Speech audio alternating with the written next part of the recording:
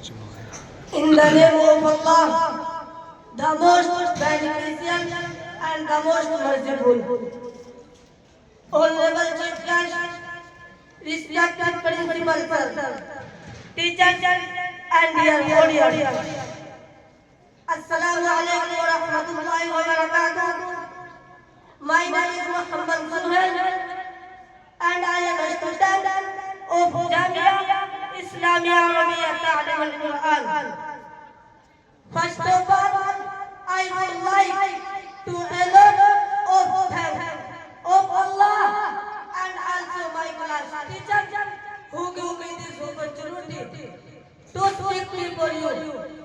Today my topic is about the pillars of Islam. Let me explain them to you in a very easy way. First, Shahada.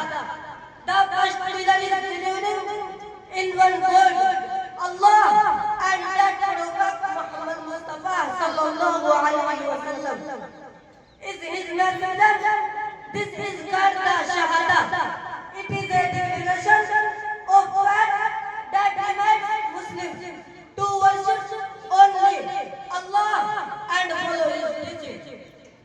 Second pillar. The second pillar is praying 5 times